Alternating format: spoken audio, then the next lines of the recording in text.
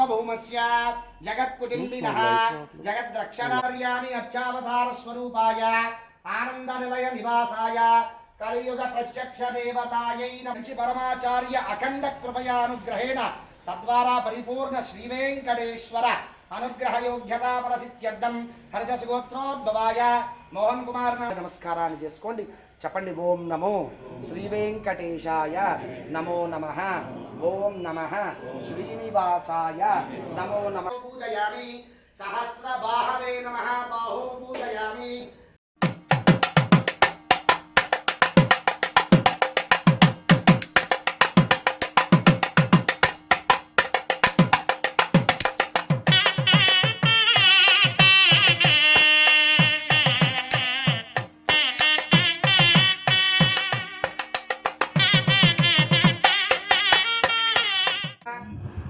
शंकराचार्य मध्यमां अस्मदाचार्य पर्यन्तां वंदे गुरु परंपरां वंदे गुरूणां चरणारविंदे संदर्शित स्वात्मसुखावबोधे जनस्य ये जांगलिकायमाने संसार हालाहल मोहशान्यै अनंतकोटि गुरुस्वरूपालकी భారతీయమైనటువంటి గురు పరంపర వైభవానికి భారతీయమైన సనాతన ధర్మ వేదికకి ప్రణమిల్లుతూ ఈ సన్మంగళ వేళ ఈ చల్లని సాయంకాలం వేళ శ్రీ వెంకటేశ్వరుడు అభయాంజనేయ స్వామి కొలువైనటువంటి ఈ దివ్య భవ్య నవ్య ప్రాంగణంలో కొన్ని విశేషాలు మనం మాట్లాడుకోవాలి.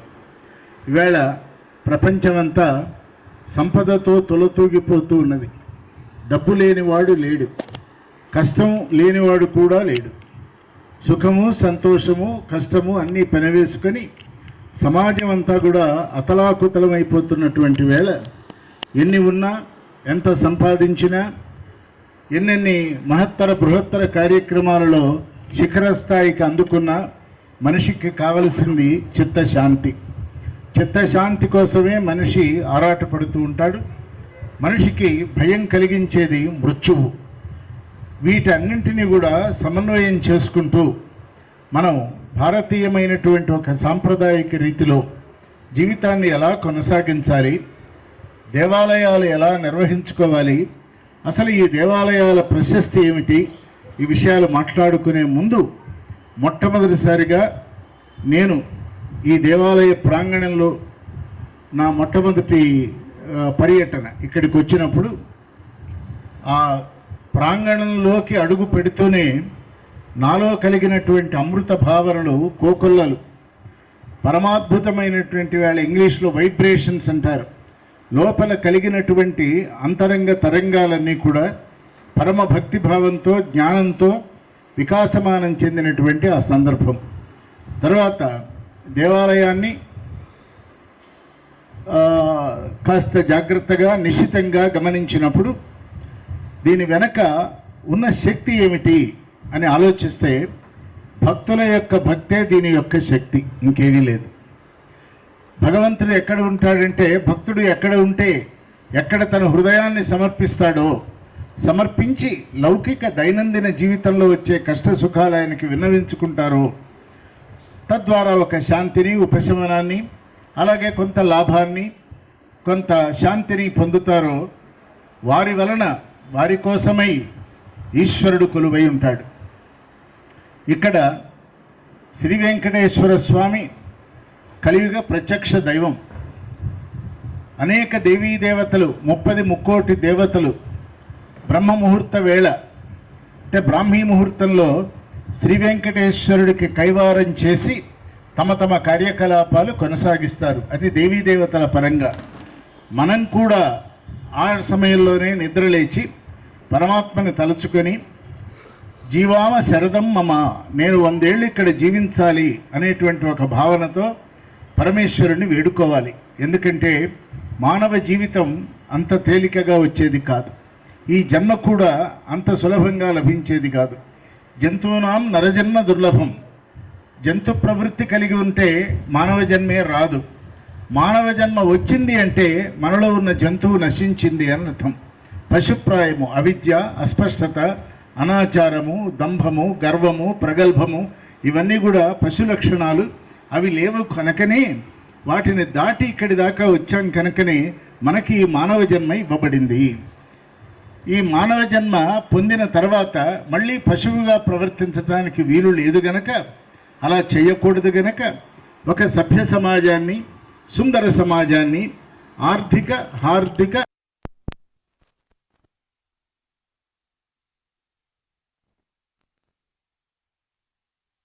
ఒక్క చెట్టు వనం కాదు, అలాగే ఒక్క ఇల్లు ఒక గ్రామం కాదు, అలాగే 2-3 గ్రామాలు దేశము కాదు, ఒక్క మనిషి కూడా సమాజం కాదు. కాబట్టి సమాజానికి మనిషికి మధ్య ఒక అత్యద్భుతమైనటువంటి సంబంధము అవినాభావంగా ఉన్నది. అయితే మనం గనక ఒక 600-700 సంవత్సరాలు వెనక్కి వెళ్ళి చూసినట్లయితే ప్రతి గ్రామంలో రామాలయం ఉండేది. ఇప్పటికీ ఉన్నాయి రామాలయాలని, శివాలయాలని, అనేక ఆలయాలు వచ్చినాయి. ఎందుకని ఆలయాలు కట్టారు? ఆ రోజుల్లో వాటి ప్రాముఖ్యత ఏమిటి అంటే అవి విజ్ఞాన భాండాగారాలు, విజ్ఞాన మందిరాలు. అక్కడ అనేక కళాస్వరూపాలుగా ఈశ్వరార్చన జరిగేది. బుర్రకథలు, హరికథలు, పరమాద్భుతంగా వాళ్ళు సాగించినటువంటి కోలాటం, అంటే జానపద కళలు, అలాగే సాంఘికపరమైనటువంటి విషయాల ద్వారా అందులో వస్తున్నాయి. అప్పుడు 60 మార్కులు గ్యారంటీగా వచ్చాయి. అంటే ఏమిటి? ఉత్తీర్ణత, విద్య ఉత్తీర్ణత పొందాలి. దానివలన ఒక సభ్యత, ఒక సంస్కారము, ఈ జాతి ఇంతకాలము అనుభవిస్తున్నటువంటి సాంప్రదాయక పరమైనటువంటి అనేక విశేషాలు, ఇవన్నీ కూడా వీటి మూలస్థానం ఎక్కడ అని విచారణ చేస్తే అవి దేవాలయాలుగా ఉన్నాయి. ఈ రోజున ఈ దేవాలయం, ప్రత్యేకంగా ఈ దేవాలయం, మనందరం కూడా దీనిలో భాగస్వామ్యులం గనక ఎవరూ ఊహించని రీతిలో కేవలము శ్రీ వెంకటేశ్వర స్వామి అనుగ్రహము ఇక్కడ కొలువై ఉండి మనందరికీ శక్తిని, మేధాశక్తిని, బలాన్ని, కీర్తిని, ఐశ్వర్యాన్ని వరదానం చేస్తున్నటువంటి అభయాంజనేయ స్వామి కూడా కొలువై ఉన్నటువంటి ఇది ఈ ప్రాంగణం. ఇక్కడికి వచ్చినప్పుడు మనం ఏం చేయాలి అని ప్రశ్నించుకుంటే, ముందు దీనికి ఒక పటిష్టమైనటువంటి వ్యవస్థ కావాలి. ఈ వ్యవస్థ నిర్మాణం జరగాలి అంటే భక్తులందరూ ఏకోన్ముఖంగా ఉండాలి, ఒక్కటిగా ఉండాలి. ఈ దేవాలయాన్ని ఇంతవరకు బ్రహ్మోత్సవాలతో సహా ఇంతకు ముందున్న ఇప్పుడున్న వారే కమిటీ అంతా కూడా చక్కగా చేయటం, వాళ్ళందరితో మాట్లాడినప్పుడు వారి నిజాయితీ, వారి భక్తి, వారి శ్రద్ధ నన్ను వివశుణ్ణి చేయటం, మంచి అభిప్రాయంతో, సదభిప్రాయం మాత్రం చాలా మంచి అభిప్రాయంతో కంచి పీఠాధీశ్వరులైనటువంటి శ్రీ శ్రీ శ్రీ శంకర విజయేంద్ర సరస్వతి స్వామి వారితో ఈ విషయాన్ని ప్రస్తావన చేసినప్పుడు అంతా క్షుణ్ణంగా చూసి మీరు మీ మనస్సుకి అది సరిగానే ఉన్నది అని గనక అనుకున్నట్లయితే మనం ముందుకు వెళ్ళాలి అన్నారు. అది మొదటి సూచన. సరిగా ఉన్నదని మేం చెప్పడం మాత్రమే కాదు, భక్తజనులందరినీ కూడా నేను ఆ రోజున ఇలాగే చూశాను. వాళ్ళు కూడా అలాగే ఉన్నారు, అర్చక స్వాములు అలాగే ఉన్నారు. ఒక పరమ పవిత్రమైనటువంటి వాతావరణం ఉన్నది, శుభ్రత ఉన్నది, తర్వాత ఒక చల్లని ప్రదేశంలో ఉన్నది, విశాలంగా ఉన్నది. ఈ దేవాలయానికి కావలసినటువంటి అన్ని సంలక్షణాలు ఉన్నాయని స్వామివారికి చెప్పినప్పుడు వారు ఒక ఆదేశం ఇచ్చారు. ఆ ఆదేశం ఏమిటంటే, కంచిపీఠం ఈ మధ్యకాలంలో దేవాలయాల నిర్వహణని చాలా చాలా పెరిగిపోయిన కారణంగా తీసుకోవటం లేదు అని ఆగారు. సహజంగానే అలా తీసుకోవటం లేదు అంటే అది పాలసీ మ్యాటరు, అంతే కదా. కానీ జగద్గురువుల మనస్సు వేరే ఉంది, వారి హృదయం వేరే ఉంది. వారు అన్నారు, ప్రత్యేకంగా ఈ దేవాలయాన్ని మనం తీసుకుందామన్నారు. ఎందుకని అన్నారంటే, మనం ఇక్కడికి వచ్చి చూసి చెప్పాం. వారు తపస్సులో వారు దీన్ని దర్శనం చేశారు. దీని పరిస్థితి అంతా కూడా వారికి తెలుసు. కనుక ఈ సమయంలో సనాతన ధర్మ వేదికగా దీన్ని మార్చాలి, అలాగే ఆగమశాస్త్రం ప్రకారం అనేక కార్యక్రమాలు చేయాలి, నియమము నిష్ఠ ఉండాలి, ఇవన్నీ చెప్తూ స్వామివారు దీనికి మొత్తానికి మనకి కరెక్ట్గా ఫిబ్రవరి 2వ తారీఖున ఆమోదముద్ర వేసి మన వాళ్ళందరినీ కూడా దగ్గర తీసుకొని ట్రస్ట్ మెంబర్స్ అందరితో కూడా కాసేపు సమయం గడిపి దానికి కావలసినటువంటి మిగతా విషయాలన్నీ కూడా పూర్తి చేశారు. ఇప్పుడు మన ముందున్నటువంటి కర్తవ్యం ఏమిటి? స్వామివారు పీఠం తీసుకున్నది, పీఠం నడిపిస్తుంది, పీఠం సూచిస్తుంది. పీఠానికి కూడా కొన్ని నియమాలు ఉంటాయి. ఇక్కడ ఒక విషయం చెప్పాలి.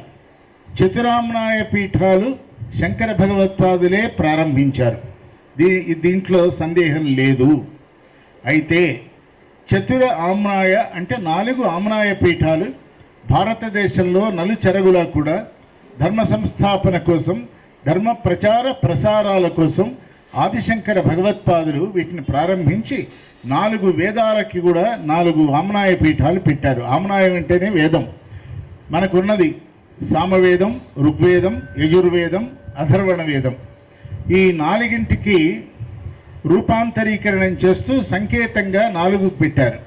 మరి ఈ కంచిపీఠం ఏమిటి అంటే, శంకర భగవత్పాదుల కంటే ముందు త్రేతాయుగంలో దశరథ మహారాజు కౌసల్యాదేవితో వచ్చి ఆయన పుత్ర సంతానం కోరి కామాక్షి అమ్మవారిని ఉపాసన చేసి పూజించుకోవటానికి కంచిపీఠానికి వచ్చిన తర్వాతనే, మళ్ళీ అయోధ్యకు తిరిగి వెళ్ళిన తర్వాత వశిష్ఠుల వారు పుత్రకామేష్టి యాగం చేసుకో అని చెప్పారు. అంటే కంచిపీఠం ఎప్పటి నుంచి ఉన్నదంటే 2600 సంవత్సరాలు, 1000 సంవత్సరాలు కాదు, 2 యుగాలు దాటిపోయింది. త్రేతాయుగం దాటింది, ద్వాపర యుగం దాటింది, కలియుగంలో 5880 సంవత్సరాలు అయిపోతున్నాయి. కంచిపీఠం అక్కడే ఉన్నది. కడగా కంచిపీఠంలో శంకర భగవత్పాదులు కాలడి నుంచి వచ్చి కేదారం వైపు వెళ్ళిపోతూ, అంటే ఇక వారి జీవయాత్ర ముగించి అవతార పరిసమాప్తి చేసి మహాభినిష్క్రమణం జరిగే సమయంలో చివరి క్షణాలన్నీ కూడా కంచిలోనే గడిపారు. వారు గడిపిన ఆ గది ఎంత చిన్న గది అంటే దాంట్లోనే వారు అక్కడ ఉన్నారు. ఉండి మహాత్రిపుర సుందరీదేవి అయినటువంటి అమ్మవారిని శాంతరూపిణిగా తమ తపస్సు ద్వారా మార్చి కామాక్షి అమ్మవారిగా ప్రతిష్టాపన చేసి శ్రీచక్రం కూడా స్థాపన చేసి అక్కడి నుంచి బయలుదేరి వెళ్ళారు. అంటే కంచిపీఠం అతి పురాతనమైనటువంటి పీఠం. మిగతావి ఆదిశంకరుల చేత ప్రారంభింపబడినవి, వారు నిర్మించారు. కంచిపీఠం మాత్రం పరమేశ్వర నిర్మాణంగా కాలాతీతంగా యుగాతీతంగా అది నడుస్తూ ఉన్నది.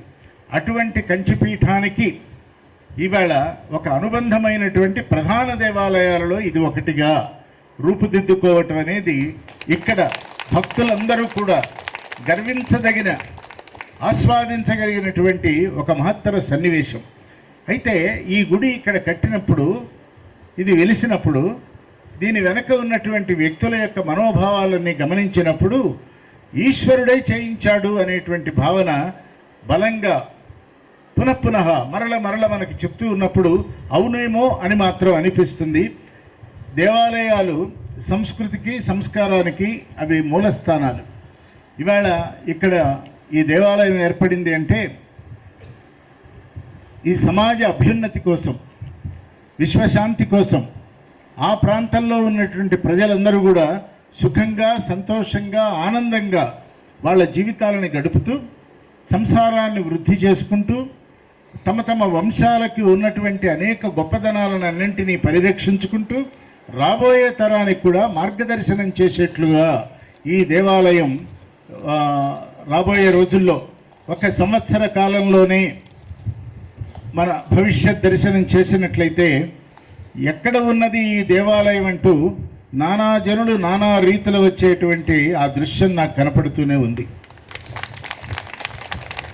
పిల్లలని ఇక్కడికి వచ్చి తల్లిదండ్రులందరూ చేయవలసిన బాధ్యత ఏమిటంటే, పిల్లలందరినీ వచ్చి ఇక్కడ కూర్చొని శ్రీ వెంకటేశ్వర స్వామి సన్నిధానంలో, ఆంజనేయ స్వామి సన్నిధిలో కూర్చొని కనుక చక్కగా చదువుకుంటే ఎక్కడా ట్యూషన్లు అక్కర్లేదు, ఏ రకమైనవి అక్కర్లేదు. రిమార్కు లేని జీవితము దొరుకుతుంది, మార్కులు వచ్చే జీవితం రెండూ కావాలి మనకి. మార్కులు కావాలి, రిమార్కు లేని పరమ పవిత్రమైన జీవితాన్ని ఉభయులైనటువంటి ఎవరు? ఆంజనేయ స్వామి, రుద్రాంశ శివుడు. ఆయన ఆ శివుడు వెంకటేశ్వరుడు. వేం అంటే పాపము, కట అంటే పోగొట్టేటువంటి వాడు, పాపాన్ని పోగొట్టేటువంటి ఈశ్వరుడు. ఈశ్వరుడు అంటే ఇక్కడ శివుడు అని కాదు.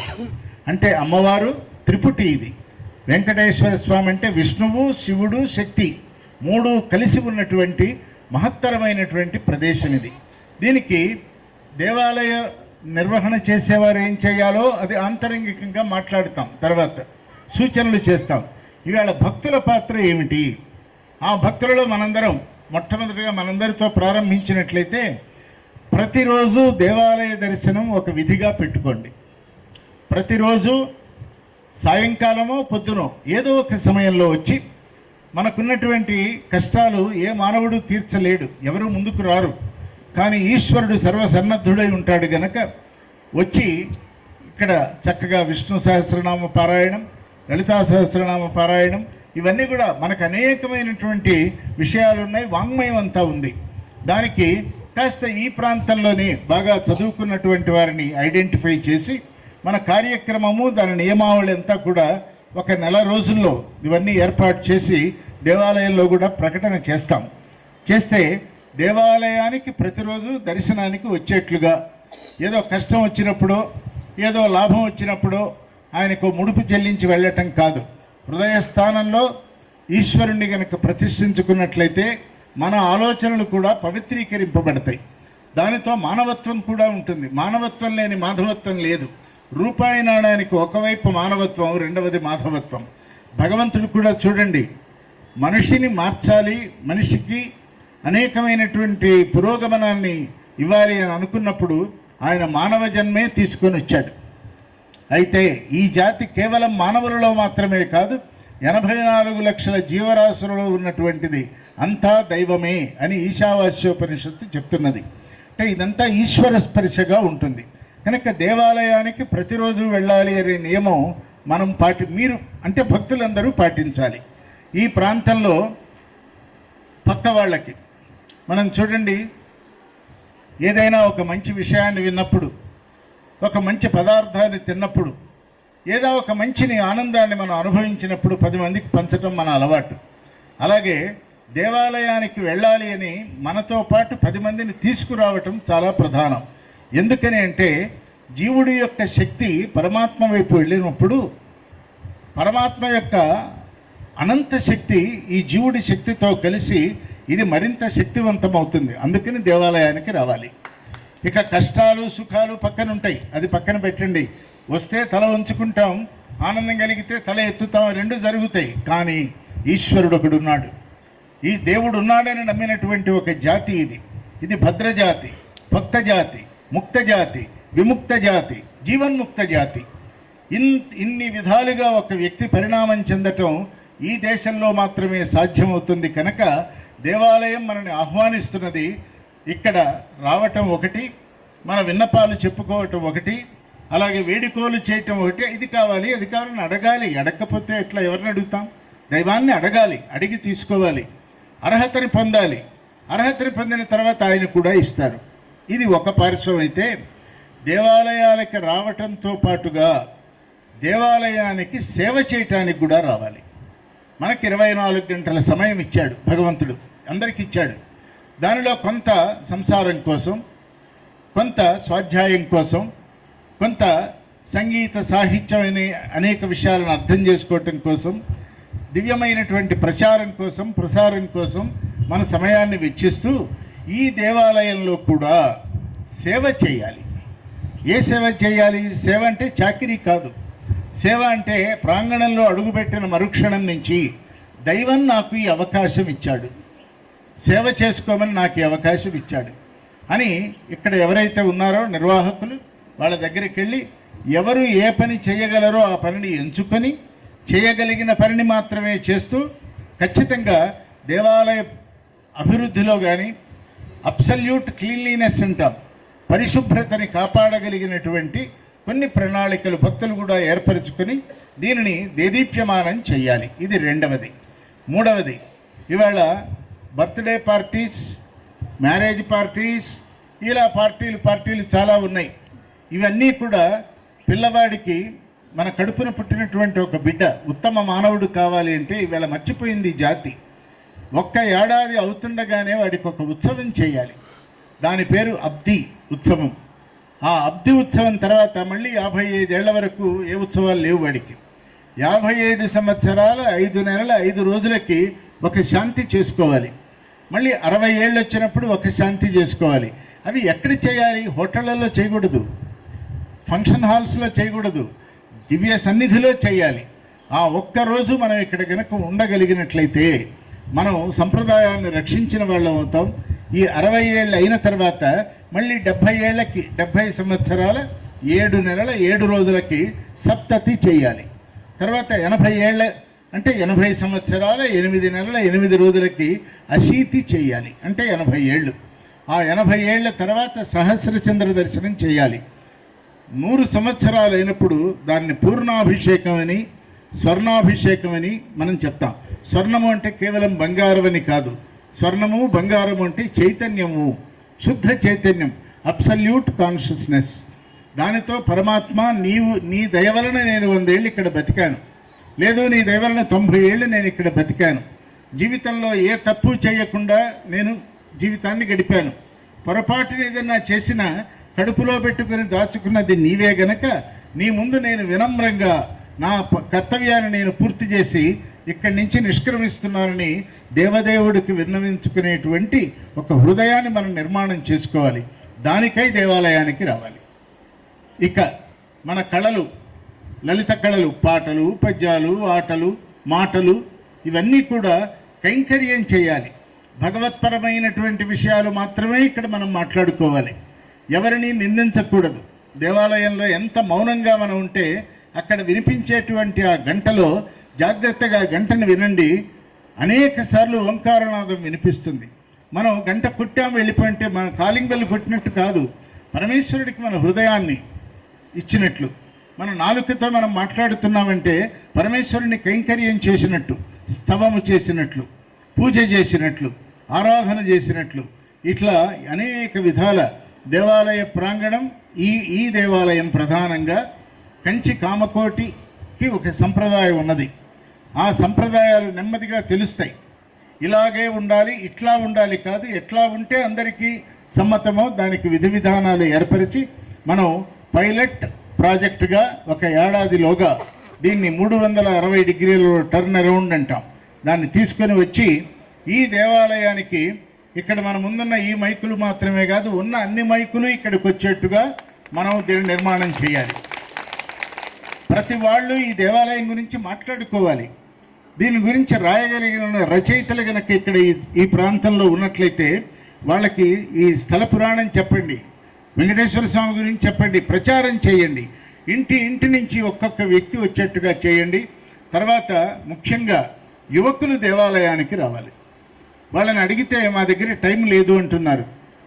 వాళ్ళ దగ్గర ఉందో లేదో మనకు తెలియదు. ఉన్న వాళ్ళందరూ రావాలి. సత్యసాయిబాబా వారు మాట చెప్పారు, జీవితంలో పనికొచ్చే గొప్ప మాటల్లో అదొకటి.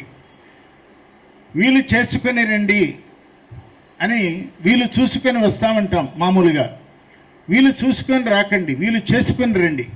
ఎంత టైము ఉన్నా, ఎంత బిజీగా ఉన్నా, భగవంతుడి కోసం కనుక మనం 10 నిమిషాలు వెచ్చించకపోతే, మనం వచ్చి దేవాలయ దర్శనమే చేయలేకపోయినట్లయితే ఇంత ఎస్టాబ్లిష్మెంట్ ఏ రకంగానూ ఎవరికి ఉపయోగపడకుండా ఉండిపోతుంది. ఇంకా హైందవ ధర్మంలో, సనాతన ధర్మంలో మనకి నిత్య కళ్యాణము పచ్చ తోరణమే. ఇవాళ జనవరి 1 ఉగాది నాడు పచ్చ తోరణం గడితే మళ్ళీ ఉగాది దాకా. ఉదాహరణకి కంచి అనే చిన్న పట్టణంలో 365 రోజులుంటే 475 ఉత్సవాలు జరుగుతాయి. మరి ఇవాళ ఈ ప్రాంగణం ఉంది, ఈ దేవాలయం ఏర్పడింది. మరి ఎన్ని చేయాలి అంటే ఎన్నెన్నో చేయాలి. మన పండగలన్నీ ఇక్కడ సెలబ్రేట్ చేసుకోవాలి. ఇంట్లో భోజనం చేసి రావాలి, అక్కడ సాదము తినాలి, ఇక్కడ ప్రసాదం తీసుకొని వెళ్ళాలి. ఇక్కడ సాదం ఉండదు, ప్రసాదమే ఉంటుంది. కాబట్టి దీనిని అనేక విధాల మనం వృద్ధిలోకి తీసుకుని రావాలి. పరమేశ్వరుడి కైంకర్యం చేయాలి.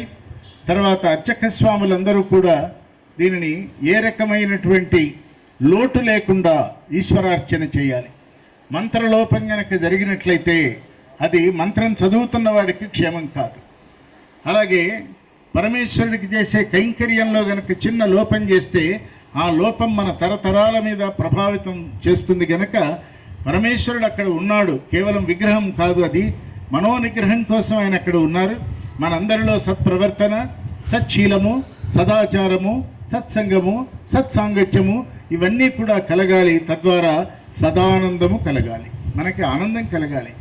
ఈ ఆనందం ఐశ్వర్యంతో కొంత సంతోషం కలుగుతుంది, ఐశ్వర్యంతో సుఖం వస్తుంది, ఐశ్వర్యంతో ఆనందం రాదు. మరి ఐశ్వర్యం వల్ల ఆనందం రానప్పుడు భగవంతుడు ఐశ్వర్యం ఎందుకు ఇచ్చాడు అని, నీ ద్వారా ఈ ప్రపంచాన్ని కాపాడటానికి నీకు డబ్బు ఇచ్చాడు. నీవు ధర్మకర్తవి అంటే కలిగిన ప్రతివాడు నలిగిన వాడిని చూసుకోవాలి, చూసుకునే రీతిలో జీవయాత్ర సాగించాలి.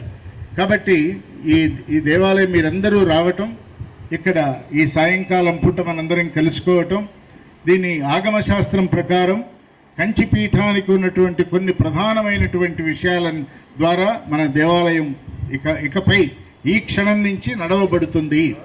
దానిలో నిశ్శబ్దంగా, నియమంగా, నీతితో, నిర్మమంతో, నిస్వార్థంతో, నిష్కల్మషమైన మనస్సుతో మనం అన్ని కార్యక్రమాలు చేసుకోవాలి.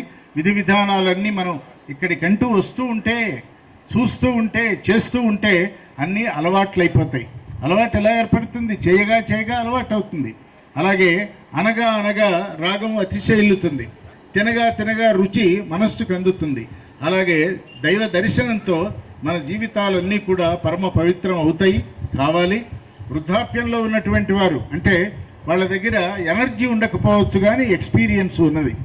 సాయంకాలాలు టీవీ ముందు కూర్చొనో వాకింగ్ పేరుతో రచ్చబండలు ఏర్పరచుకొని ప్రపంచంలో జరుగుతున్నటువంటి అనేకమైన విషయాలను చర్చ చేసే కంటే కూడా దేవాలయ ప్రాంగణానికి రండి, ఓ హనుమాన్ చాలీసా వినండి, సాయంకాలం విష్ణు సహస్రనామం చదవండి, పగలు లలితా సహస్రనామం చదవండి. ఇవన్నీ కూడా చదవటానికి మన దగ్గర వాంగ్మయం చాలా ఉన్నది కనుక పెద్దలైనటువంటి వారు, ప్రధానంగా పురుషులు, వాళ్ళు కూడా ఇక్కడికి వచ్చి సేవ చేయాలని నేను సాదరంగా వాళ్ళకి ఆహ్వానం పలుకుతున్నాను. నువ్వు వెళ్ళిరా పూజ కంటాడు మగవాడు, ఆమె ఎలాగూ వెళుతుంది. కానీ తెలుసుకోవాల్సింది ఏంటంటే ఆమె పుణ్యం ఆమెదే, మనకి రాదు. మనం కూడా వెళ్ళాలి, దంపత్ సమేతంగా వెళ్ళటానికి ప్రయత్నం చేయాలి. ఆ దాంపత్యంలో ఒకరే మిగిలి ఉన్నట్లయితే వాళ్ళు ఏకాత్మగా రావచ్చును, పరమేశ్వరుడికి కైంకర్యం చేసుకోవచ్చును, అనేక విషయాలు తెలుసుకోవచ్చును. అలాగే అనేకమైనటువంటి ప్రవచనాలంటే కాలక్షేపాలు కాదు, భారతీయమైన సంస్కృతి, ఆ వాంగ్మయం, దానిలో దాగినటువంటి మార్మికతలు, రహస్యాలు అవన్నీ కూడా బట్టబయలుగా హాయిగా చెప్పగలగాలి. మనం ఊహించి చెప్పేది శాస్త్రం కాదు, మనకి తోచింది చెప్పేది శాస్త్రం కాదు.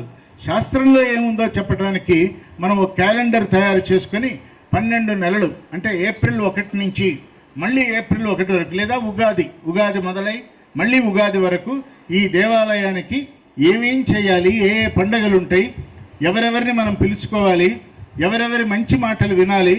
డబ్బు ప్రమేయము లేని వ్యక్తులు వచ్చి ఇక్కడికి మాట్లాడాలి. మేము మాట్లాడుతాము, మాకు 2 లక్షలు ఇవ్వండి అన్నవాడిని పిలవద్దు, మనం అవసరం లేదు. ఎందుకంటే ప్రపంచంలో పరమేశ్వరుడు ఇచ్చిన ప్రజ్ఞని ఈ ప్రపంచానికి ఇవ్వటం కోసం మాత్రమే ఇచ్చాడు. డబ్బున్న వాళ్ళకి డబ్బు ఎందుకు ఇచ్చాడో చెప్పాం, త్యాగం కోసం. అలాగే జ్ఞాని అయినటువంటి వాడు ప్రపంచాన్ని ఉత్తేజపరచడానికి, ఎడ్యుకేట్ చేయటానికి, ఆ విద్యా విషయమైనటువంటి విషయాలని చెప్పడానికి వారందరూ ఇక్కడికి రావాలి. ఈ ప్రాంతంలో ఉన్నటువంటి వాళ్ళందరూ కూడా ప్రజ్ఞలో ఉన్నట్టు ఏదో గుడి, అందులో ఇదొక గుడి అనుకోకండి. రాబోయే రోజులలో ఇదే గుడి, ఇదే బడి, ఇదే మడి 3 కాబోతున్నాయి. కావటానికి మన శాయశక్తుల మన సమయాన్ని వెచ్చించాలి, మనకున్నటువంటి కొంత త్యాగబుద్ధితో చేయాలి. ఒకరికి మరొకరిని వెంబడి పెట్టుకొని మనందరం కూడా ఇప్పుడు దేవాలయానికి వచ్చినట్లయితే 100 మంది ఉండే చోట 400 మంది ఉంటే అది ఆనందమే, దేవాలయానికి బరువు కాదు. ఈ దేవాలయాన్ని మోసేది వ్యక్తులు కారు, దేవాలయాన్ని మోసేది శ్రీ వెంకటేశ్వర స్వామి, అభయాంజనేయ స్వామి, ఇప్పుడు శక్తి కూడా కలిసింది కామాక్షి అమ్మవారు.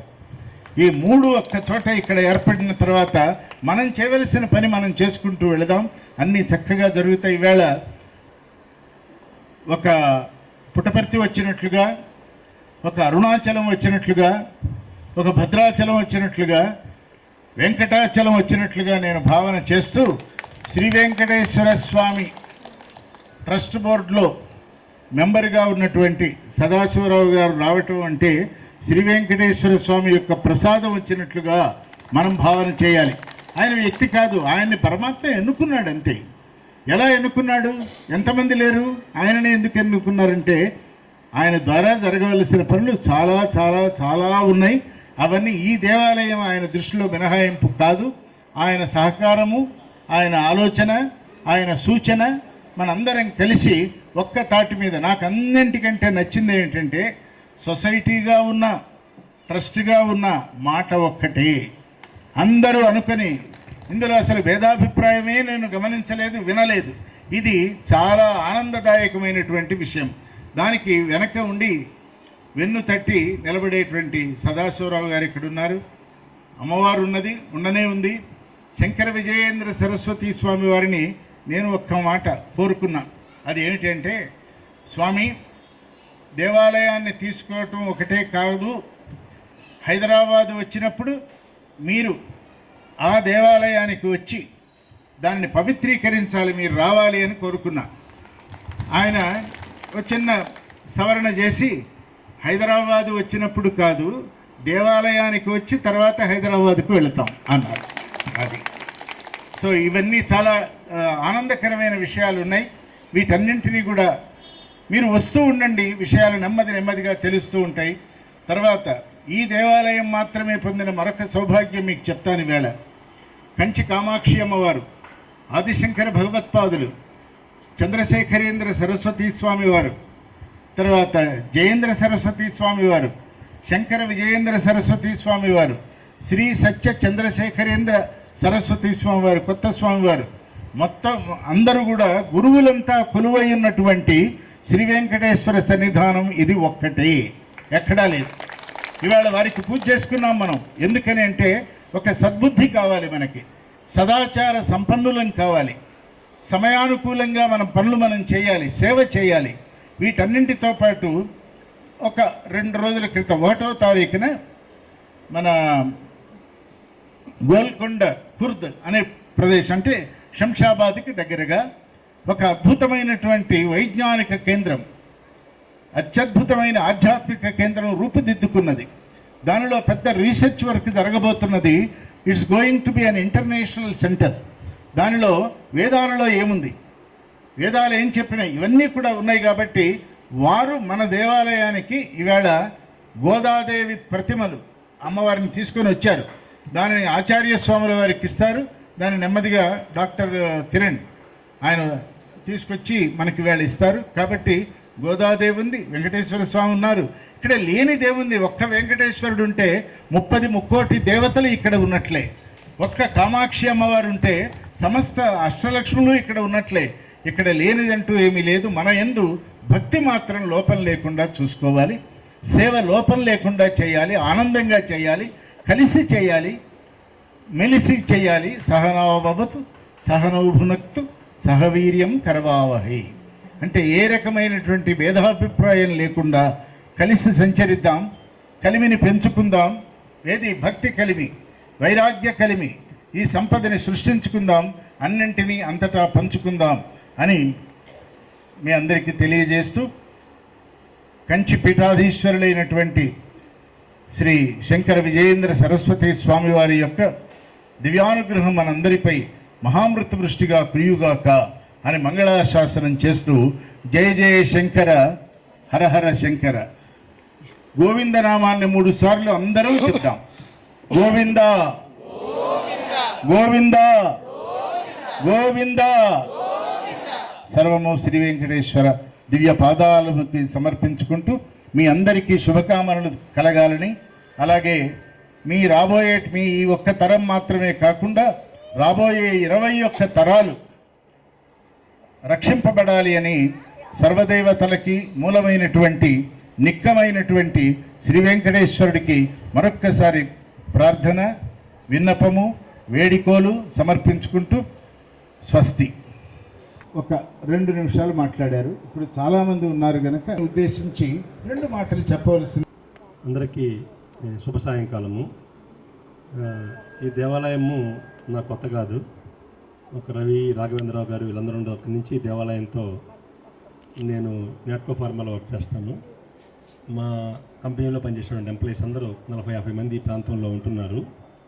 ఈ కారణంగా నాకు ఈ దేవాలయంకి ఈ కాలనీతో అనుబంధం ఉంది. ఈ కలియుగ ప్రత్యక్ష దైవమైన శ్రీ వెంకటేశ్వర స్వామి యొక్క ఆశీస్సులతో, మా సంస్థ యొక్క అధిపతి యొక్క ఆశీస్సులతో, మా ముఖ్యమంత్రి గారి ఆశీస్సులతో నేను తిరుమల తిరుపతి దేవస్థానము ధర్మకర్తరి మండలిలో సభ్యులుగా నియమింపబడ్డాను. ఆ కారణంతో నన్ను ఈ దేవాలయానికి ఆహ్వానించారు.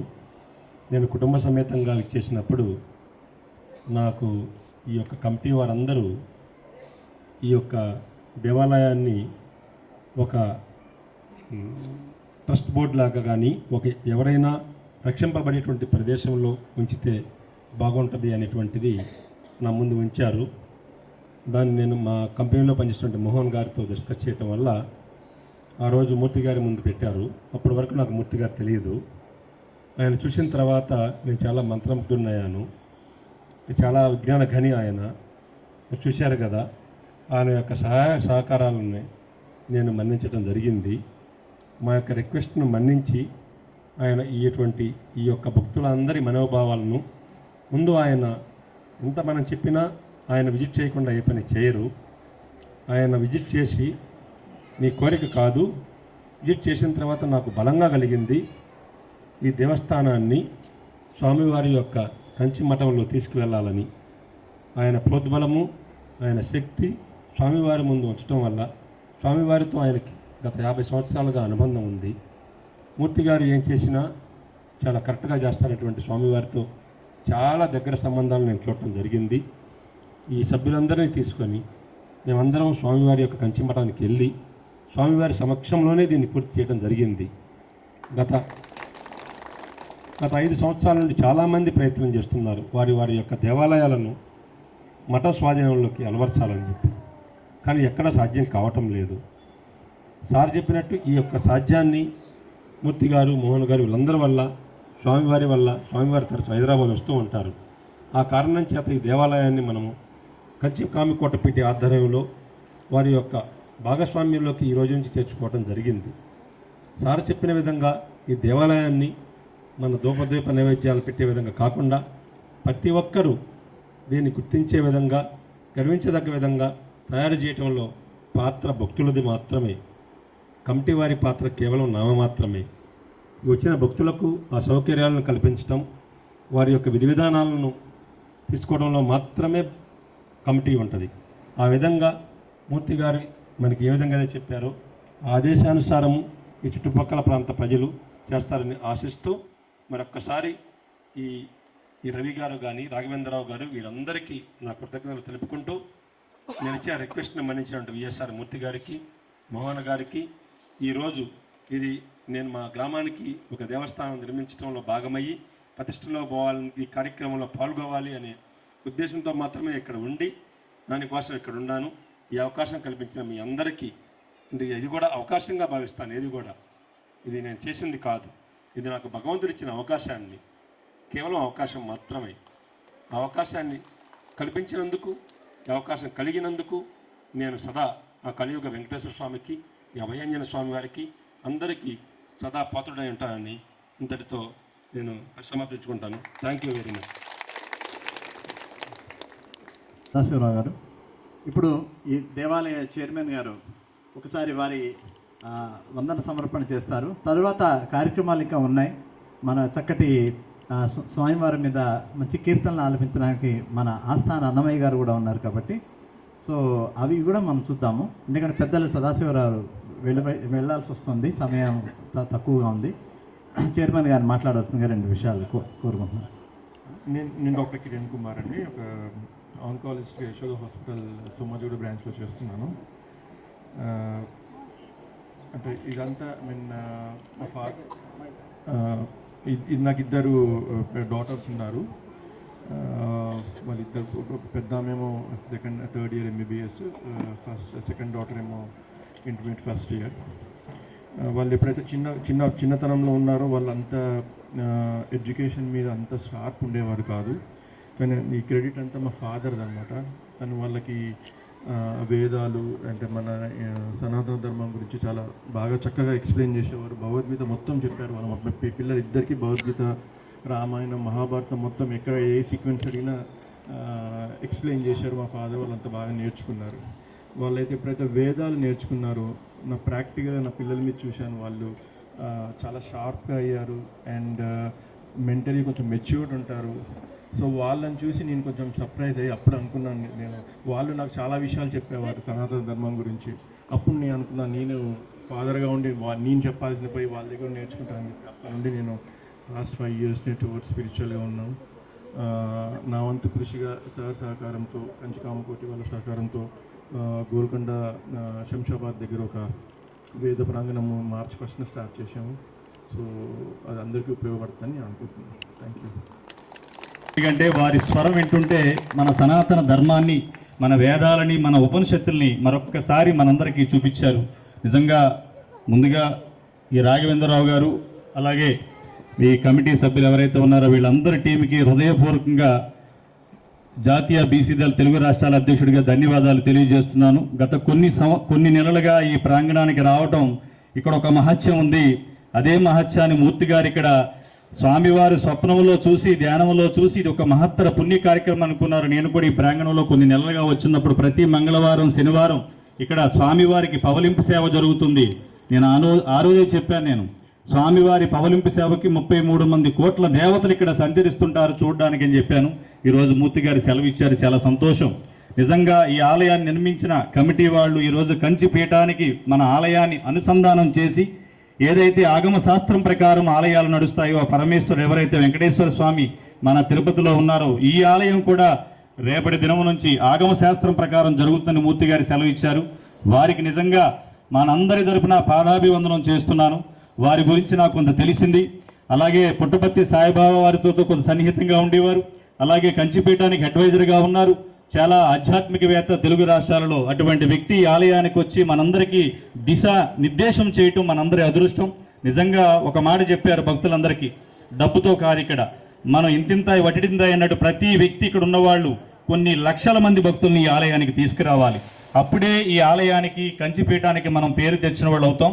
నిజంగా ఈ రోజున 3/2/2026న కంచిపీఠములో ఈ ఆలయాన్ని అనుసంధానం చేస్తూ స్వామివారి అక్కడ కంచిపీఠములో ఏదైతే ఆలయాలు ఉన్నాయో ఆ పరంపరలోనే మన ఆలయం శ్రీ అభయాంజనేయ వెంకటేశ్వర స్వామి ఆలయం కూడా ఈ కైంకర్యాల్లో ముందుకు వెళుతుంది.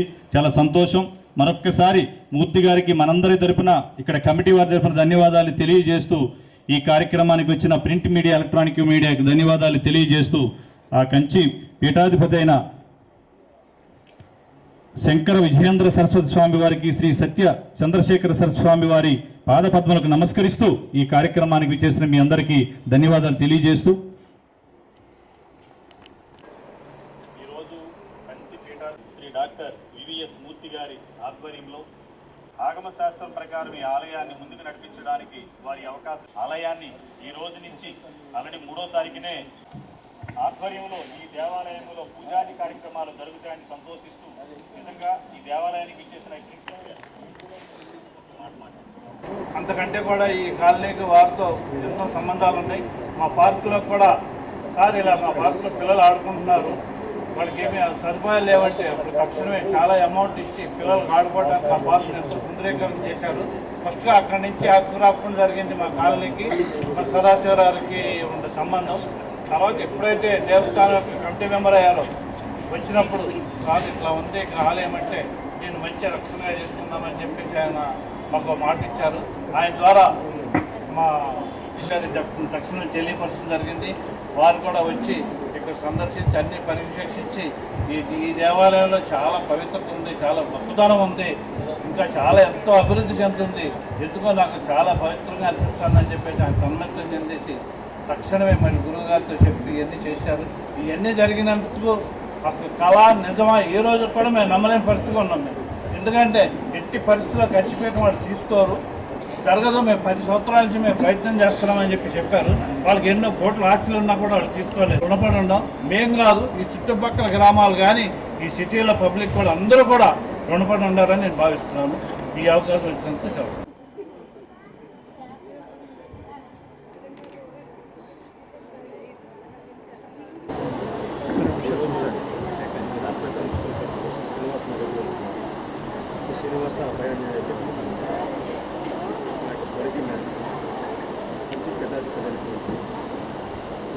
విజయవంతం